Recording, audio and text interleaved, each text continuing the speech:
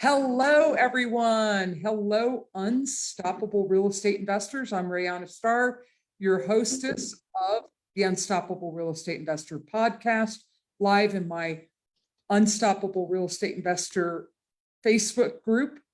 And we are live at noon on Wednesdays. And so if you're watching this in another group, please feel free to accept my invitation to join our community, the Unstoppable Real Estate Investor. All right, we have a really special guest, a pal of mine. I've interviewed him before, the one, the only, the myth, the man, the legend, the short sale savage, Matt Merenoff. Yay! Where's my clap thing? So Matt is a short sale specialist. That is what he does. And he's been a guest on my podcast before. And he's published one book or two books now, Matt? One book. I am actually working on my second book. And we're in the process of debating editing the first book, because in the first book, we have a bonus chapter when we're talking about the pandemic. Pull it down a little bit. There you go.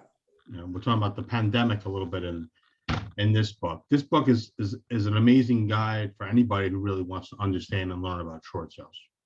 Okay. And I want to get into that a little further, but first off, I always ask everyone this question, Matt, like, what were you doing before real estate and before short sales? Like, who was Matt pre-real estate? So nobody believes this, but I was actually a train operator. I worked for... Oh, what a cool piece of history. Yeah. This is actually, it's funny. This is actually the mock-up of the train that I used to drive.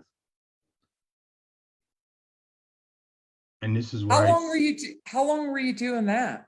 Did it for about 5 years. Did you ever see anyone commit suicide on a track? No, but unfortunately, we had a couple entanglements with wildlife. I'll leave it at that. But years after I left, yeah, there were a couple of suicides. Yeah. And then after being a train, was that when you were real young? You did train operator? I was in my mid 20s when I started. Okay. And I was 20. I don't even know. Yeah, about 27. I did it. And then after that, what did you do? I actually worked for a mortgage company, and I ran a for sale by owner service for people that were trying to sell their properties privately. I did nothing with mortgages. I just helped people that were, looking for a different direction. We ran a FSBO program, and we actually had the rights to a couple of territories in New Jersey. And that was an amazing lead magnet for people that needed mortgages. So it worked out really well. And how long were you doing that? I did that for a couple of years. And then from there, it actually merged into what I've done now. And I've been doing it for almost 18 years. And that you have your real estate license, don't you? No. Okay. So you've been specializing in short sales. So how did you get into that? Because you said being in mortgages in that industry kind of led you into short sale. So tell us the journey of short, like why that's your niche, how you got into it. Well, it's a couple of things. One, I always felt like I was like, devalued, and I had a really hard time in school. So I understood what it was like to be like, kind of like the underdog. When the opportunity was presented to me to get involved in, distressed real estate, I looked at it from a different approach. And I always put the people before the profit from the very beginning. And learning how to buy properties or buy the rights to properties for as little as $10 out of pocket. You would take ownership of the house, but not the mortgage. So it was fascinating. I liked it. I learned a lot. I learned what to do and what not to do. And I was dealing with, people that were in distress. And, eventually I made it on my own, and opened up Real Estate Recovery Group because I felt, it was a niche that nobody was really going after. And in the late 2000s, the mid to late 2000s, people were 2010, 11, people started shying away from short sales. And because I was so well known in New Jersey, people would refer me and say, hey, can you help my cousin in this state, that state? And then somebody had told me, hey, you really need to get on social media and, let the rest of the country find out who you are and what you stand for. That just exploded my business. And in 2015, I actually took my concept nationwide and worked with people on a national level, for people that, wanted to learn short sales, want to understand short sales, felt that, it was a niche that was kind of like a forgotten, like nobody understood really how it worked, the characteristics of it. I got my education by calling in and speaking with the banks. So I'm actually taught, believe it or not, the right way from the lending institutions of what you should do and what you shouldn't do. And then there was a lot of common sense mixed in the middle of it because, people are like, oh, I'm dealing with my bank. I'm talking with my bank. That's great. All they're going to do is process what you send them. They're really not going to help you. They don't have to help you. They have to process the paperwork that you send in. So I need your viewers to let that sink in, because that's crucial. Because if you come across a homeowner who's in distress, I'm already dealing with my bank. There's a lot of obvious questions that you can ask, speaking with the bank or the lending institution, but primarily their job is to process. And if you fail the processing side, that's it. They don't really have to help you, and then they could take your house to foreclosure. Sad. So walk us through the short sale process, because I think a lot of people are curious about it,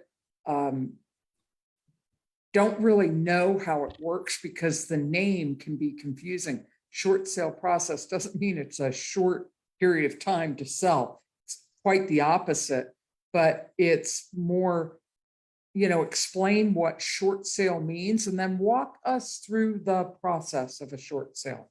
Like from the time someone's, are they always defaulting? Are they always behind? Start from think of a real scenario, but first define what a short sale is for those people that aren't clear. So obviously, distressed properties come in all shapes and sizes. I tell people that I teach that you should never look at a distressed situation the same as any other person or situation that someone else might be in, because each property has its own DNA. Just like a human being, we each have different DNAs, and there's millions and millions, probably billions of people at this point.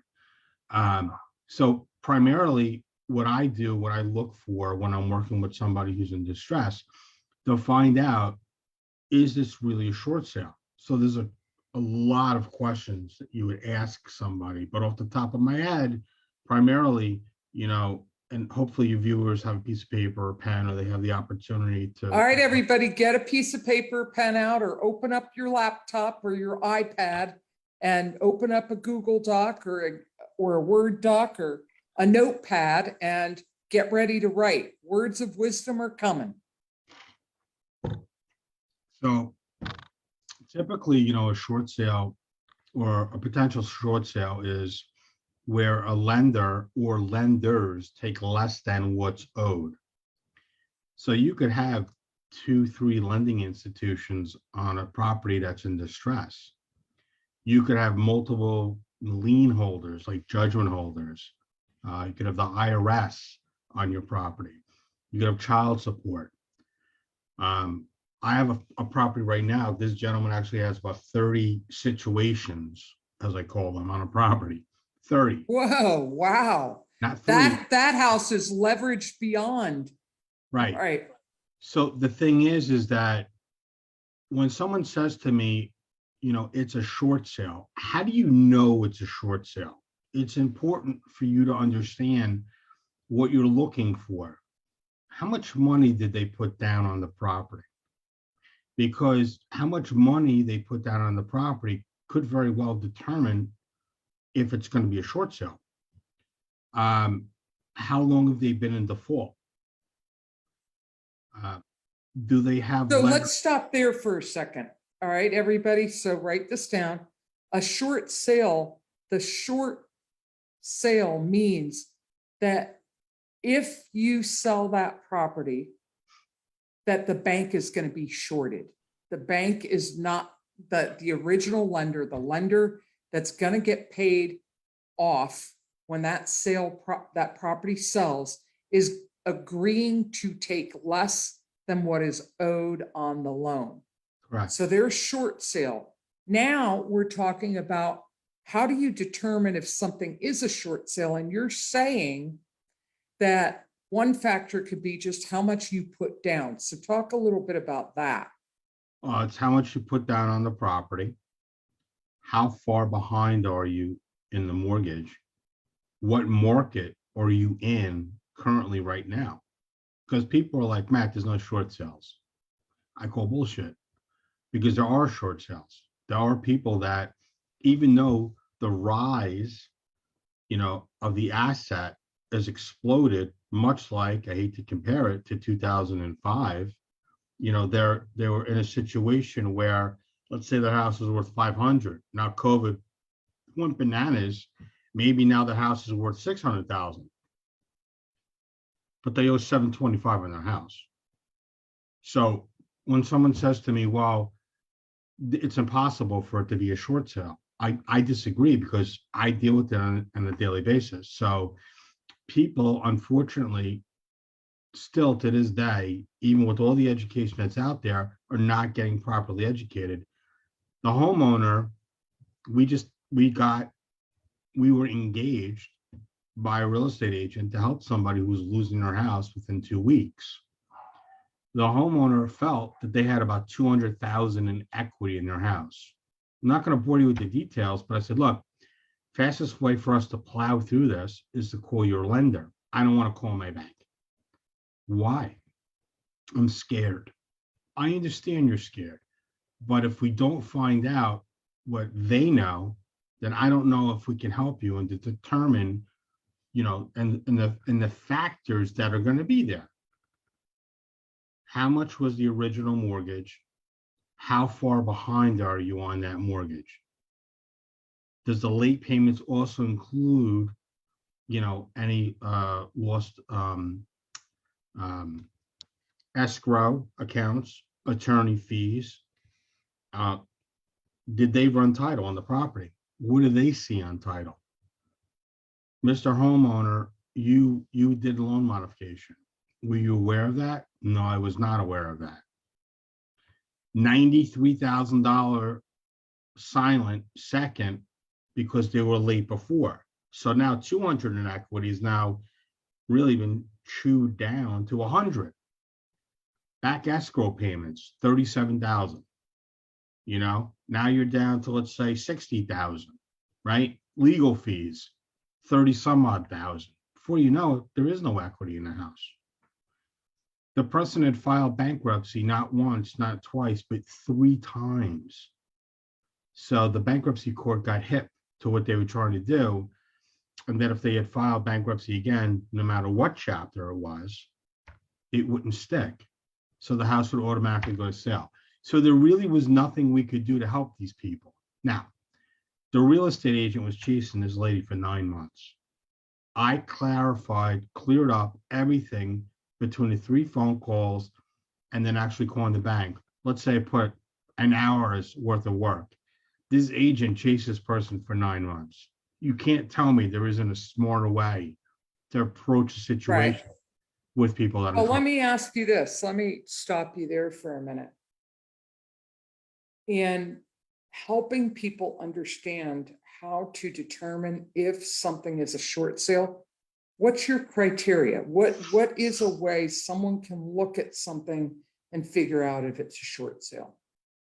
So what I did for your viewers, and maybe you want to put it in the chat, it's really 7 questions that you can ask any short sale in any situation and really set yourself up for success and not failure to get a short sale on track. So the domain name is shortsellsavage.com, and then it's /forward, and it, Hold on. yep, I'm on my phone, so I'm slower. Shortsellsavage.com. /forward, and it's cheat sheet. So it's shortsellsavage.com /forward cheat sheet.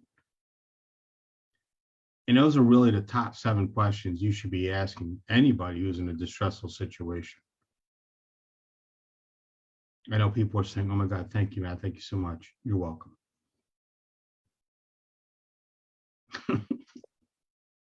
Awesome. That cheat sheet will give you. That sheet, anybody that took the time to jump on this or to listen to part of this, that sheet will help you more than anything you'll ever think about when it comes to short sales. That's 7 questions to ask a seller. Yes. Okay. And Awesome. they're pretty detailed. All right.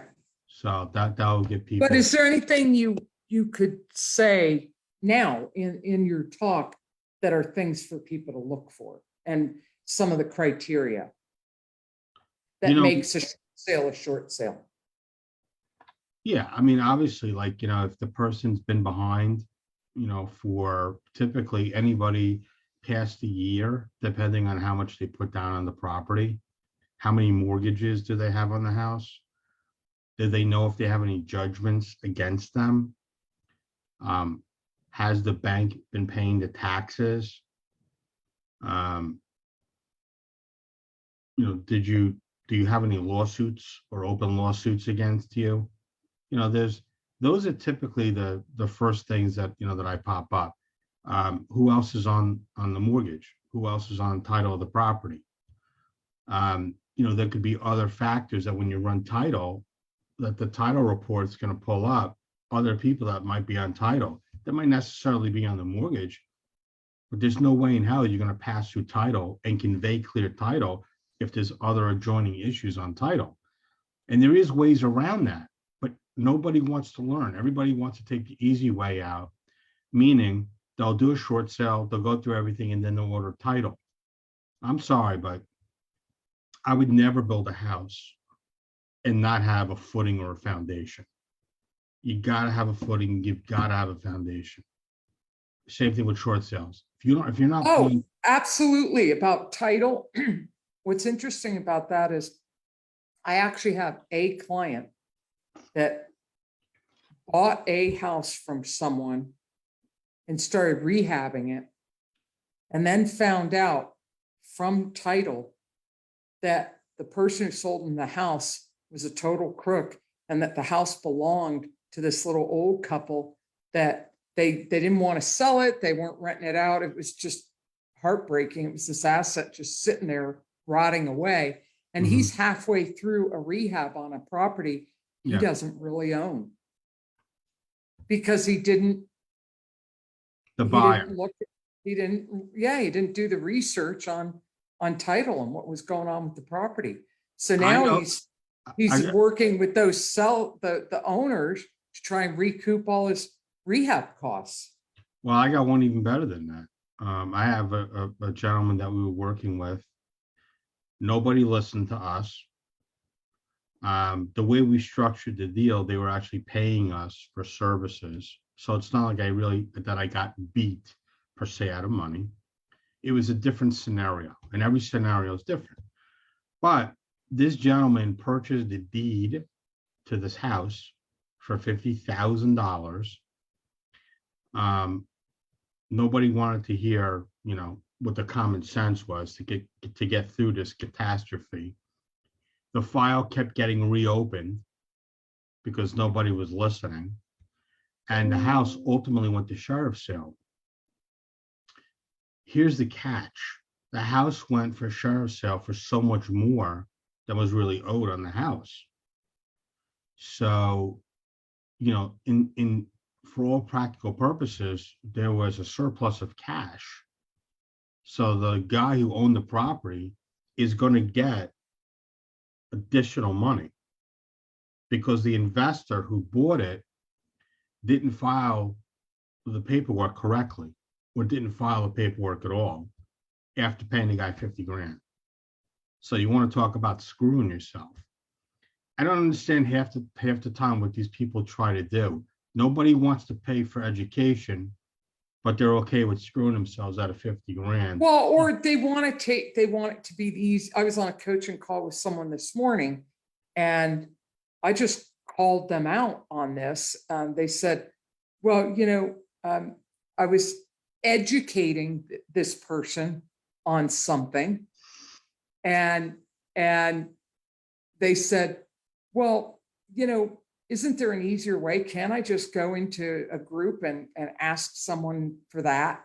And I said, this isn't about the easier way. It's about you learning skills because this person had just bought a house that he's losing money on.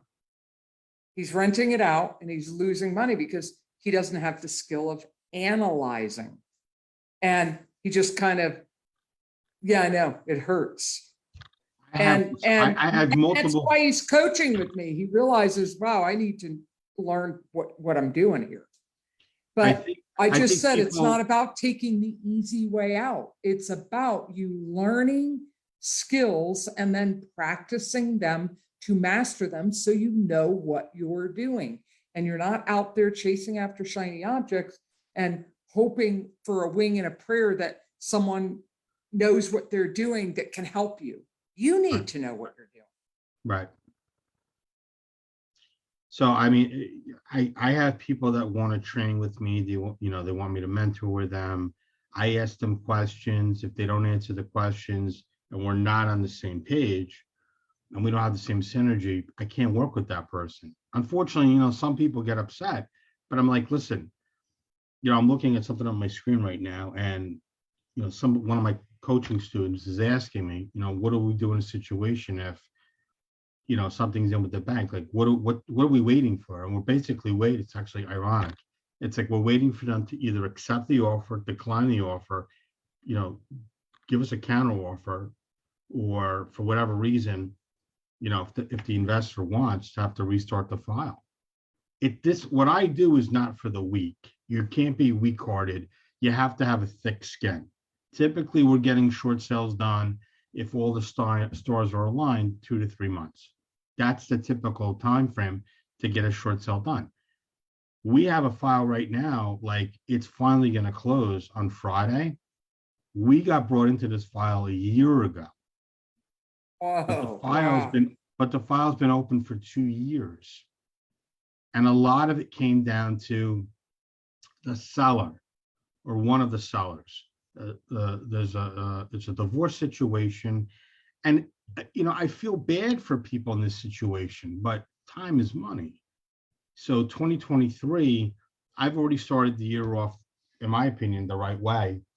I fired some of my clients because I can't work with people that don't want to help themselves. Now, if you want to stretch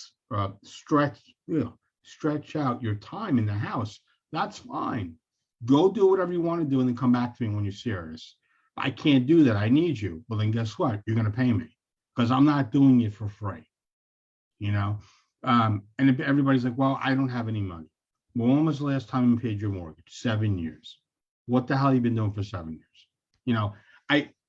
Last week, and I want everybody to listen to the story. Yeah, and I have a question for you too. Well, hold on. I'm going to tell you the story because it's very important. So we find out there's another company out there, supposedly like ours, absolutely not. The property, the mortgage coupons were coming up and it said the estate of. So they hired these people to, I guess, negotiate the file. Well, the people never really looked at the file. So they're calling into the bank, not once, not twice, but 3 times. The widower is calling in as the wife. And 3 times they're saying, ma'am, you don't have authorization on the file. Your husband does. Or they might even said did. And she goes, oh, let me get him. So you're going to tell me 3 times when they called into the bank, they had a seance and they rose his dead husband from the grave, and he was able to speak on the account. Point I'm trying to make is the calls are recorded. The file was shut down for fraud. But here's the only way to say it, it's a fucked up part, is that if they looked in the file, they would have understood what the estate of was, and they had authorization on file to talk. So this is my competition that's out there. People that are being trained improperly, or these mentor coaching programs. This is All hard. right, so let's get off of that and on to like what qualifies for a short sale? What are the criteria? So first off, the house has been leveraged a lot. There's a lot leveraged on the house to the point where it's just annihilated any equity or value.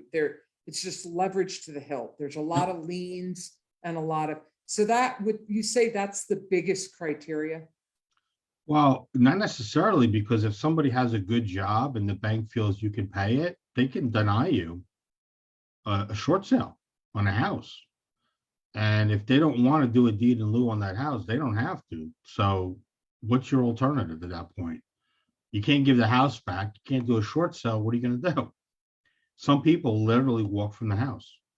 Like literally, they leave their So couch. the next step is if the short sale isn't going to happen and they're upside down on their house, or it's just leveraged to the hilt, and they don't want to keep the house, they want to move on.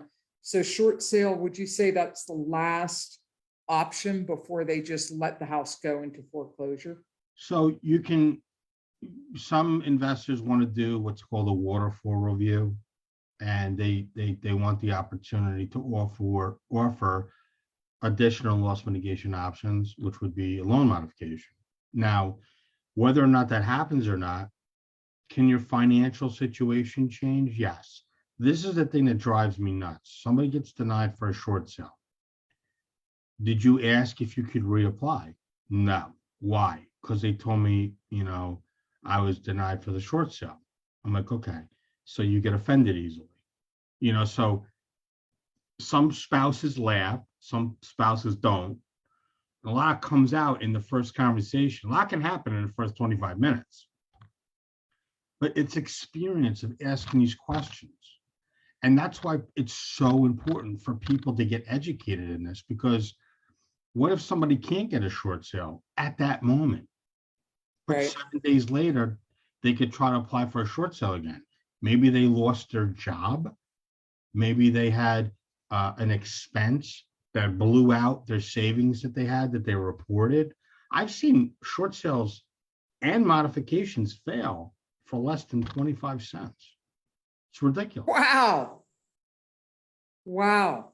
Yeah. So what are some things for people? What are some other tips for what to look out for, or that are things that people don't typically know about the short sale process that like frustrate you? Like, God, if they just know this, it would make it easier. So I'm going to help right now for people that are listening. So most of your followers are probably investors, correct? Yeah. So maybe they're a real estate agent and maybe they're an investor. I call them hybrids. But there's so many different avenues, and I pulled up the screen because I wanted to talk about this. You're not sharing it. I'm not sharing it. No. You can share it. It's okay. I could share it if I'm going to share it. Yeah, I gave you share privileges. Oh, we don't have 45 minutes for a presentation, but if you want to jump around to some slides you think might help people, please do. Okay, there you go. Is it on there? Yeah. Who do you identify as in real estate? Yeah.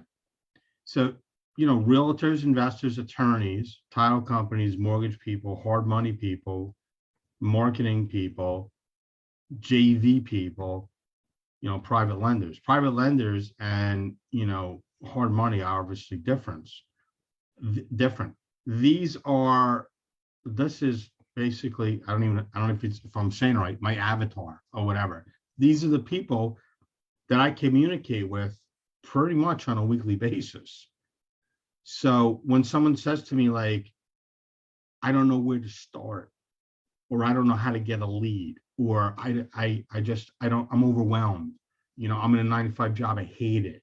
You have to figure out a way to get grounded. Like, I recently started working out and exercising and eating healthy. I'm not foggy anymore. My body's not killing me the way it did. My stress level was reduced to nothing, even though I still deal with the same nonsense. You have to have a clear head. So, who you identify with or on this screen, you could be a buy and hold investor, but you should be doing business with these other people. You're a title company.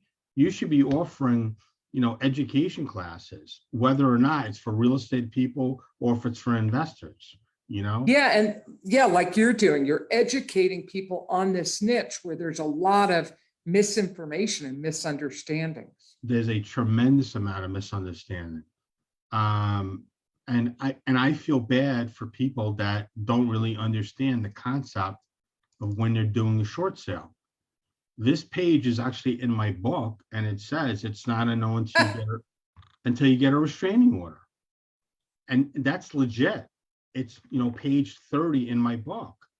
And I say that because how do you know you can't help somebody? How do you know that somebody who's in trouble, maybe they're not going to explain the full information? Now, with you here, I've had this lady call me 3 times. She said she didn't want to move forward with the short sale. It's an estate. It's her brother who passed away. Her dad is the executor of the estate. I sent the packet out. I left a couple of documents out because we're not going to need the financial aspect of it. I made it very bold and pronounced in the email sending out. This is all we need. 2 days later, I got a phone call from the real estate agent. They don't want to move forward. I said, can I talk? I spoke to him. I said, let me ask you a question. Did you read the email that I sent you? And he said, yes. I said, did you really read the email? And he said, no, not really. I said, can you go to my email that I sent out?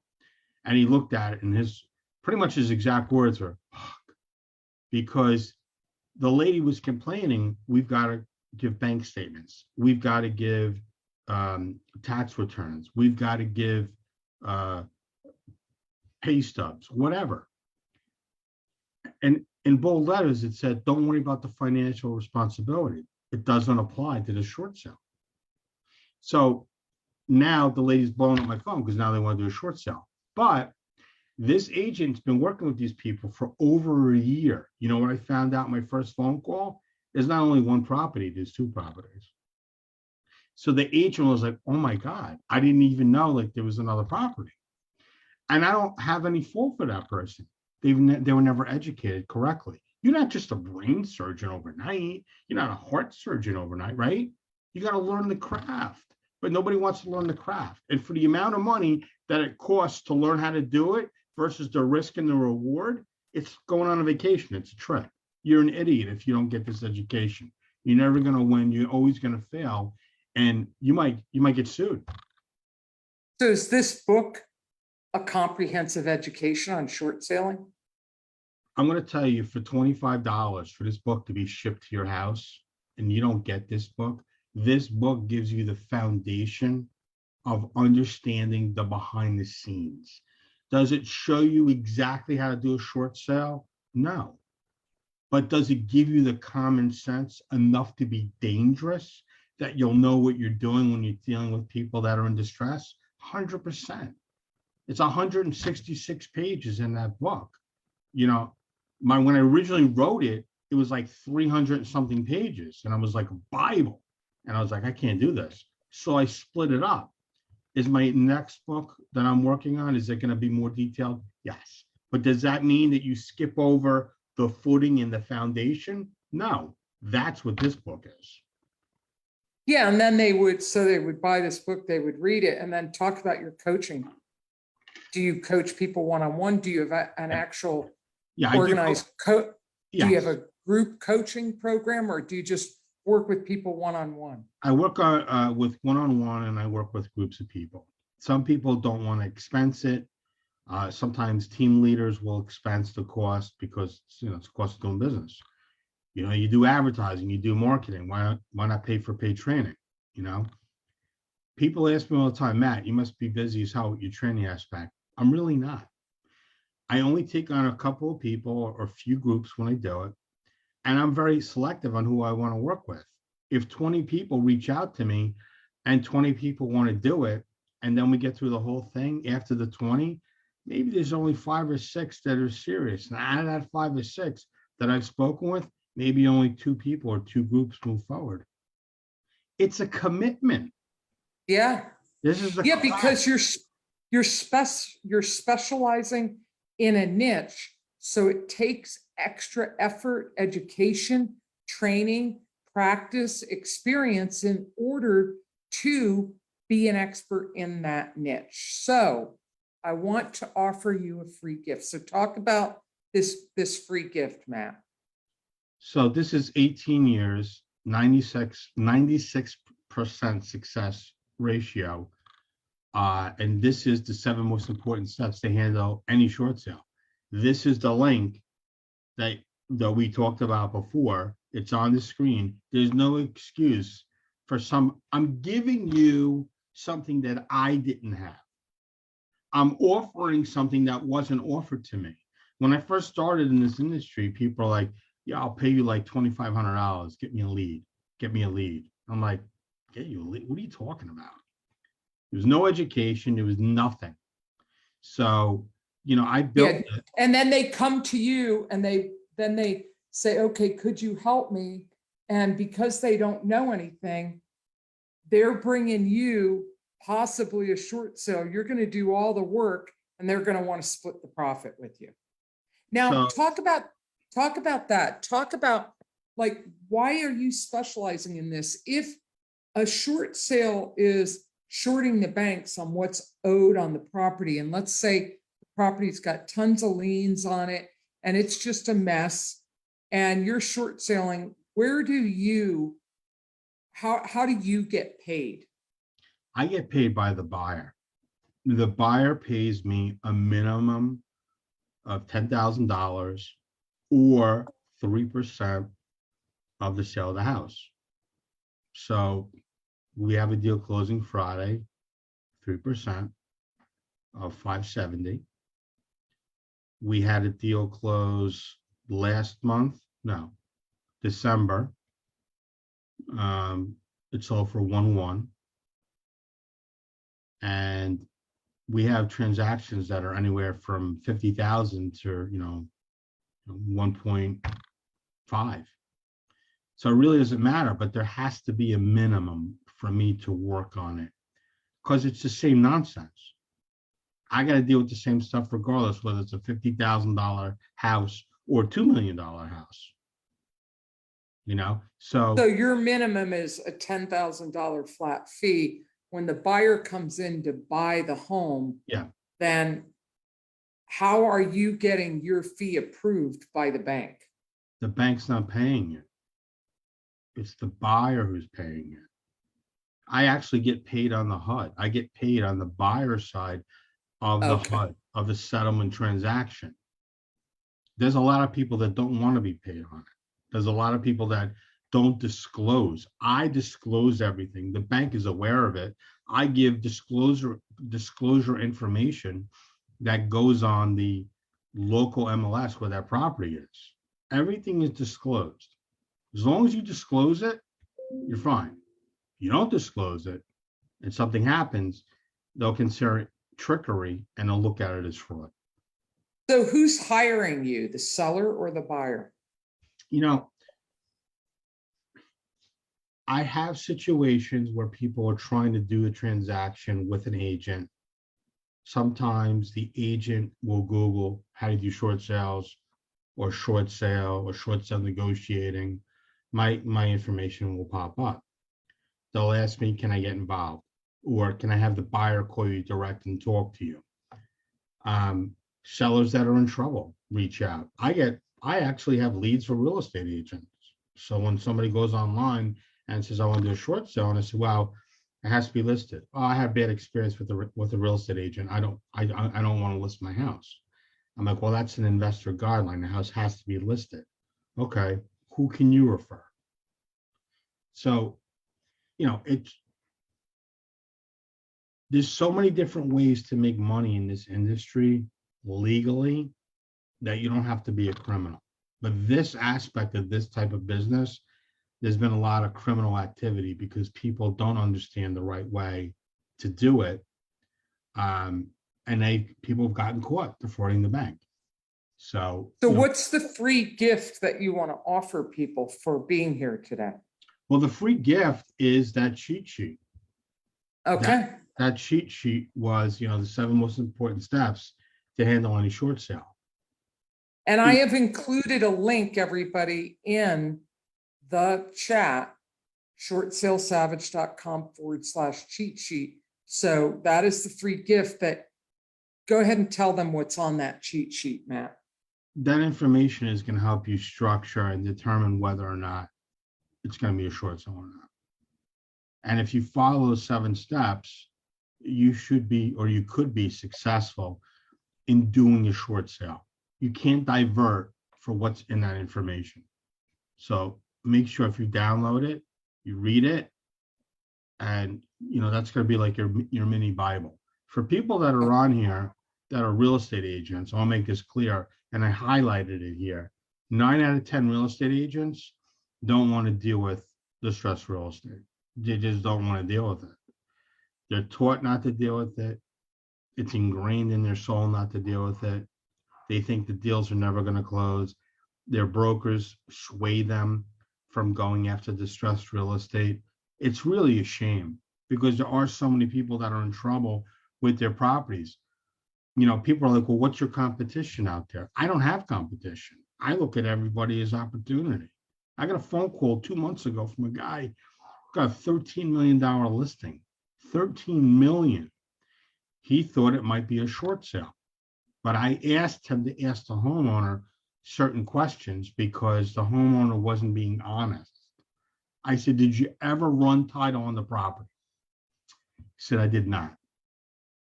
We looked into, on the internet, through some searching, that the house was paid off by a private investor.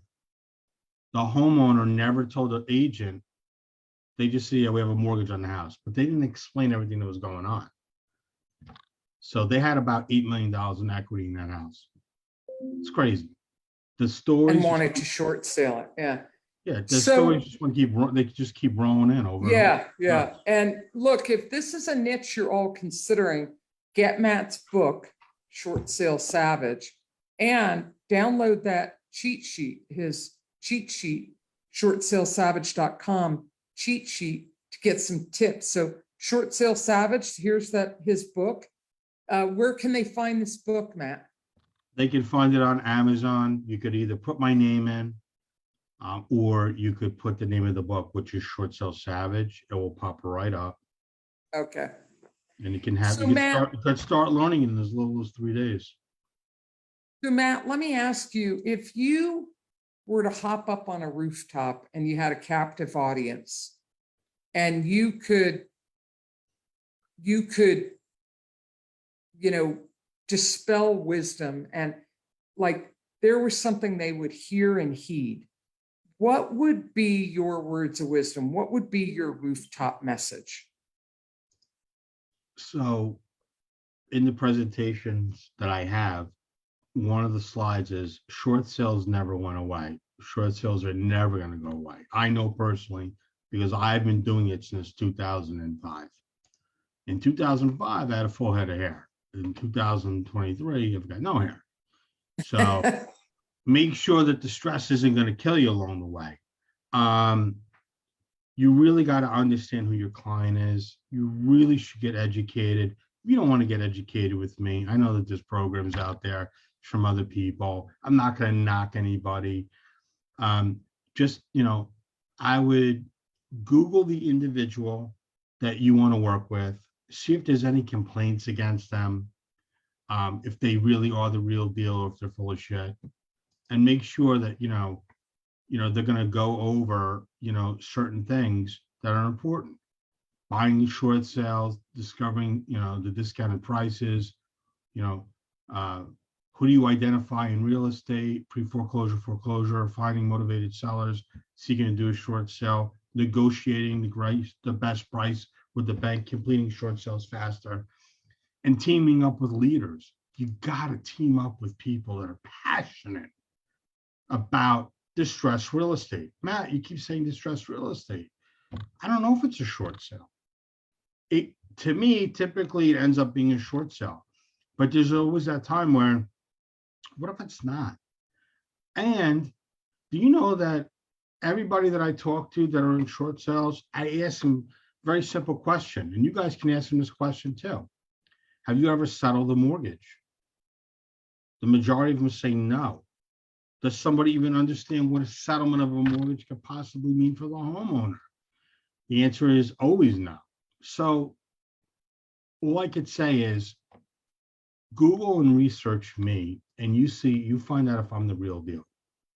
Google and research anybody else to see if they have any other complaints against them or anything against them, because you have to make sure that you work on somebody that understands that every single day they're literally putting their livelihood on the line to try to help somebody who's in distress, and always put people before profit, and money will show. You'll have wheelbarrows worth of money coming up to your front door.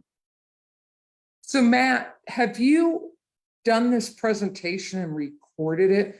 This would be a very good lead magnet for you, a pre-recorded webinar that you start posting into real estate investment groups. So I want to invite you to do that, like record it, just you going through the presentation on your own, and then post it in the group. I think that, and then post your link in the group, or post a link to this in this post. But please feel free to do that, because I think you have a lot to offer. So folks, if you're wanting to really dig into a special niche in distressed properties, something that isn't as competitive, then you want to talk to Matt about short sales. That is his specialty. That is all he does. That is what he focuses on, is short sales. Matt, as always, it's a pleasure to have you, and it's been far too long. So I'm so glad you agreed to be a guest, and thank you so much. And I look forward to seeing that webinar when you post it in the group. Absolutely. And one last thing to your viewers, remember, it's not a no until you get a restraining order. All right, everybody, that's a wrap for today's podcast. We will see you on, let's see here. We will see you on Friday for, I'm going to be interviewing Felicia Petty Smith, and that's the member spotlight. Those are up and coming investors. Maybe they're not super rock stars yet, but they're on their way, and just talking about the struggle is real, being in the process of becoming a successful real estate investor. Thanks so much, Matt, for your time. Thanks everybody else for joining us. I appreciate you. Go out there and take action. No excuses, just results. Bye now.